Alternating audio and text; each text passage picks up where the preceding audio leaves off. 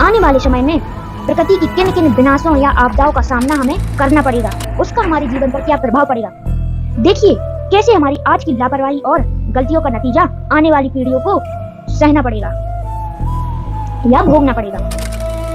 आज जो हम एडवांस होने के चक्कर में आज हम क्या कर रहे हैं, आज हम एडवांस होने के चक्कर में इतनी टेक्नोलॉजी डेवलप कर रहे हैं, इतना इंडस्ट्रियल विकास कर रहे हैं, किसके चक्कर में, एडवांस होने के चक्कर में। और उसमें हम क्या कर रहे हैं, उसमें हम पृथ्वी का ह्रास कर रहे हैं, पृथ्वी को दूषित कर रहे हैं, पृथ्वी को नष्ट कर रहे हैं, प्रकृति पर हम ध्यान ही नहीं दे रहे हैं। तो उसका नतीजा हमारी आने वाली जो जनरेशन है उसको भोगना पड़ेगा। तो चलिए देखते हैं इसका नतीजा कैसे कैसे भोगना पड़ेगा। आने वाले समय में पृथ्वी पर इतना पॉल्यूशन फैला रहेगा, प्रकृति का जो आज ह्रास हो रहा है, पेड़ कट रहे हैं इंडस्ट्रियल डेवलपमेंट की होड़ में, इसका अंजाम हमें आने वाले समय में देखने को मिलेगा। जब पृथ्वी का तापमान बढ़ेगा, पीने की पानी की किल्लत बढ़ेगी, हमें सांस लेने के लिए पृथ्वी पर शुद्ध ऑक्सीजन नहीं होगी, फसलें नष्ट होगी, प्रदूषण के कारण वातावरण में जहरीली गैसों का मिश्रण फैलेगा, तरह तरह की बीमारी फैलेगी।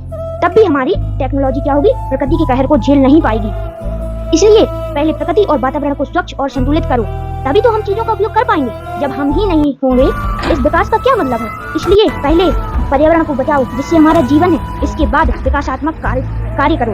मैं नहीं कहती हूँ विकास नहीं करो, विकास करो, क्योंकि विकास एक देश को मजबूत बनाने के लिए, आगे बढ़ाने के लिए और एक देश के विकास के लिए विकास बहुत जरूरी है हर क्षेत्र में होना। लेकिन उससे भी जरूरी है हमारा जीवन। जब हम स्वस्थ होंगे, जब हमारा वातावरण स्वच्छ होगा, तभी तो हमारा देश आगे बढ़ेगा।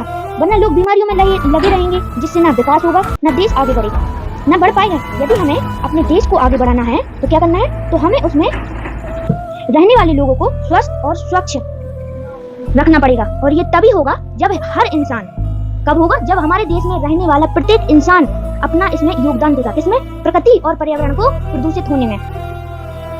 उसको ध्यान रखना होगा कि किन किन चीजों से हमारा पर्यावरण और प्रकृति प्रदूषित हो रही है, कौन कौन सी चीजें हैं जो हमें नहीं करना है, क्योंकि उसके करने से हमारा वातावरण प्रदूषित होगा, हमारी प्रकृति का विनाश होगा।